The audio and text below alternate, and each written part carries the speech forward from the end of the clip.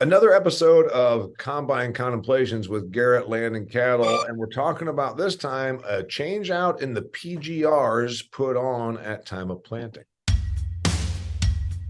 Welcome to Extreme Ag's Cutting the Curve podcast, where you get a guaranteed return on investment of your time as we cut your learning curve with the information you can apply to your farming operation immediately. Extreme Ag, we've already made the mistakes, so you don't have to. Managing your farm's water resources is a critical component to a successful and sustainable farming operation. Advanced Drainage Systems helps farmers just like you increase their yields up to 30% with their technologically advanced water management products. Visit adspipe.com to see how they can keep your business flowing.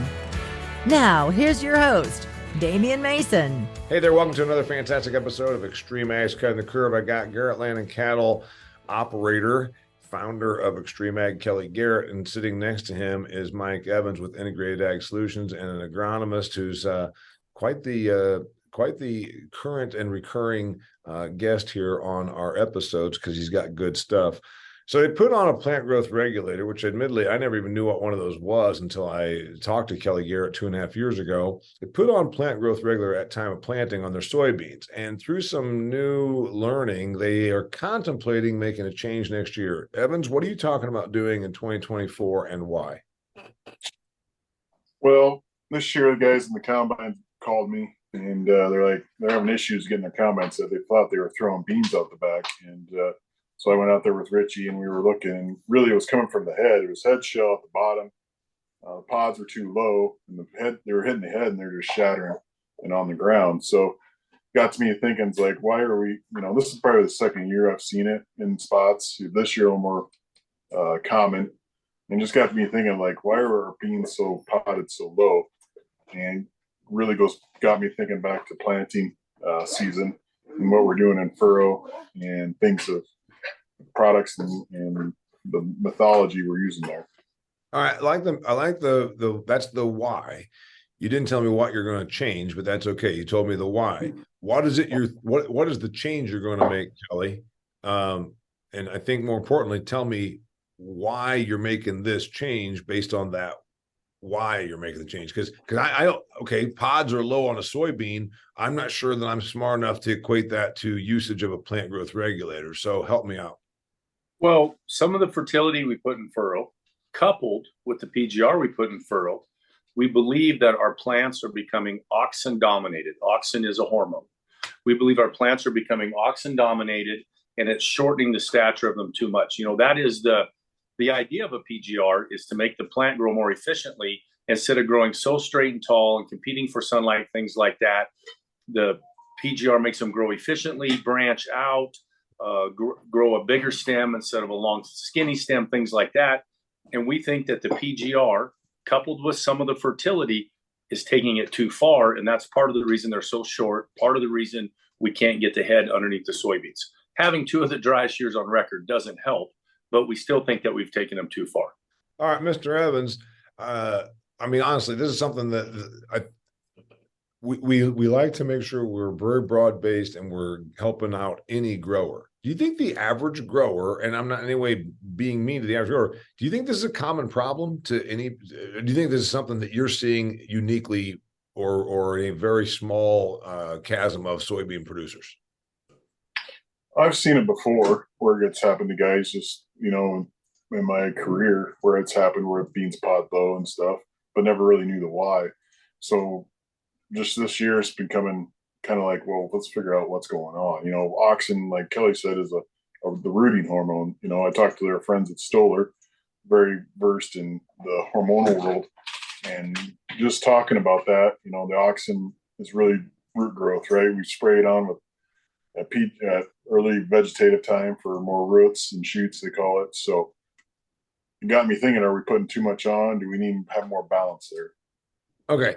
So you think that this is possibly a common problem, and the problem ends up resulting in their soybeans that are so low that they don't even get cut. They don't even have a chance to make it into the hopper. And then some of them also run through. You talk about beans going out the back. Why would low soybean pods have a tendency to go out the back? Am I missing something? Well, when the combine operator, Vern or Richie, my brother-in-law, Jake, when they get out of the machine and they go dig in the trash, the residue behind them to see how many beans are on the ground, they felt they were doing a poor job of setting the combine and the beans were coming out the back. When in fact, They're getting ran over. Yeah, they were getting run over. And then of course they were shattering out of the pod and laying on the ground, so you couldn't tell. And so it took some further investigation for us to find the real problem. I believe when I was there was about 3 beans per square foot back there, which is about 1.5 bushels or something like that. Is that what you're losing? But it, not terrible, but still we want it to be perfect. Well, then when we went and we looked behind the head where nothing had come out, there was 2 beans per square foot. So they were only losing 0.5 bushel out of the combine. Again, you'd like it to be 0, but you're not going to make it. They're losing 0.5 bushel out of the combine, but we're losing 1 bushel to this, what we feel is this oxen problem. Yeah. And so that, by the way, is a really neat thing. We talk about combine setup. I covered this with Chad Henderson down there. We've talked about it in Iowa. There's going to be a little bit of stuff going out the back, but the problem is this stuff wasn't going out the back. It was getting driven over. Once it gets driven over, then it falls out of the pod, gets crushed, whatever. So it looks like it came blowing out the back, but it did not. Okay. So pods are low. And you just articulated that you could be $1 bushel an acre just because of that. Is $1 bushel an acre? That's $13-14. I get it, but is it worth going full tilt, Evans? What if your new method cost you 5 bushels of yield? Wouldn't you rather have that bushel that you drove over versus 5 bushels that you didn't even have a chance to get? Yeah, but I mean, we don't know unless we switch it up. I mean, it goes back to just always reevaluating what you're doing today for tomorrow and make sure you're in the right spot. Because once you start changing a few practices, you might have to recalculate and think about what you might create a new issue, which we feel like we have. So we got to go, okay, well, let's see if this is something else we need to change. Yeah. Well, I mean, yeah, you're not completely dissatisfied with what you've been doing, because putting in the plant growth regulator along with the fertility package and all that stuff got you here, which is really, really good. It's just that now also we got a low pod problem, which is an interesting problem to have. What's an auxin for a layman like me?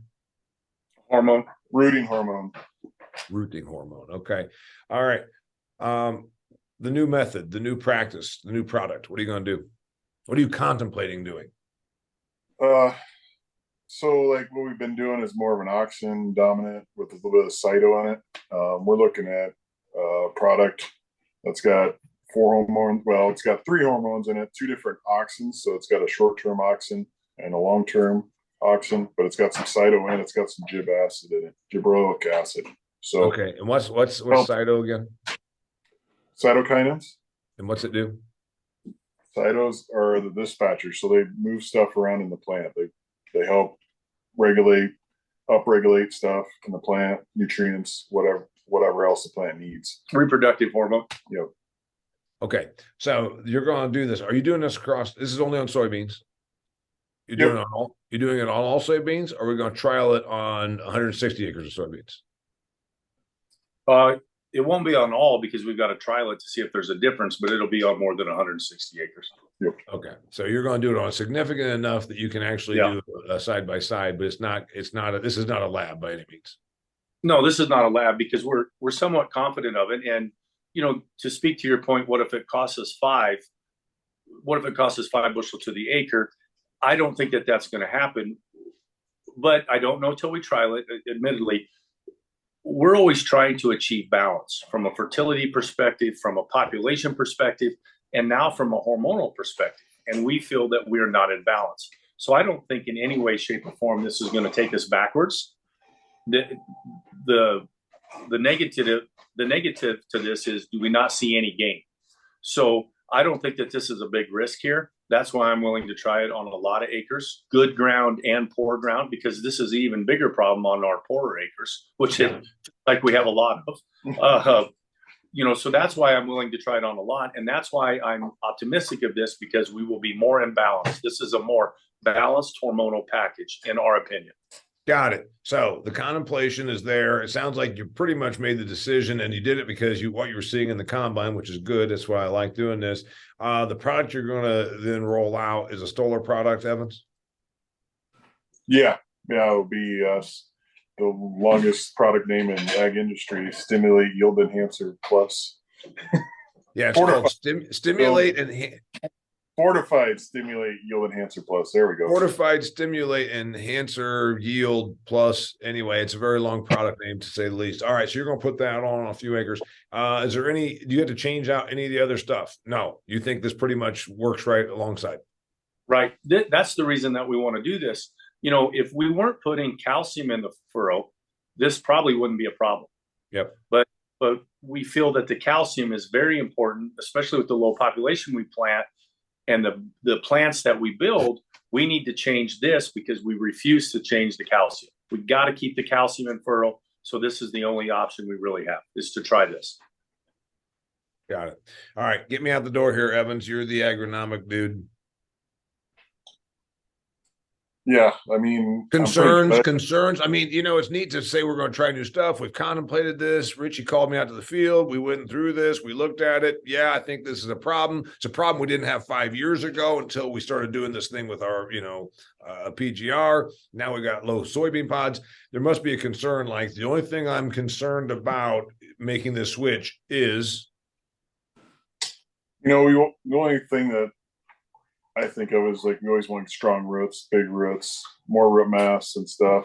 So we're going to take some of that auxin out of there, and there's potential we may not have big as roots on those bean plants as we were which thinking. Could cause yield, could cause blowdowns when you have another big, as you're prone to getting big winds. Does the root mass is going to blow over? I mean, is that something you're really concerned about? Not on beans as much in that aspect, but it's just, root mass helps with water uptake, all those things, nutrient availability. So, okay. So the contemplation, it makes sense. You're going to change out a PGR. It's because of the low pods. Then the concern maybe that we might sacrifice a little bit of root growth, and then we're going to check back and see. And we're doing this on a significant enough acres, but not on all the acres because we want to see the results. So I think I've pretty much got it. Did I summarize everything?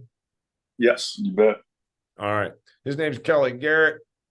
Sitting next to him is Mike Evans, Integrated Ag Solutions. I'm Damian Mason. If you enjoyed this, share this with somebody else that will learn something from it. More importantly, go and check out the archives, if you will. We have a complete library. We've been doing this for more than 2 years now. Think about it. Hundreds and hundreds of videos.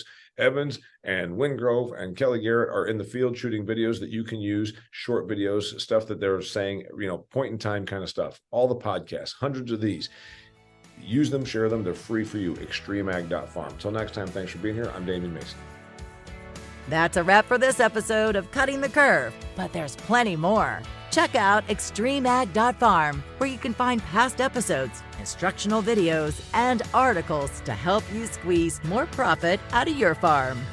Cutting the Curve is brought to you by Advanced Drainage Systems, the leader in agriculture water management solutions.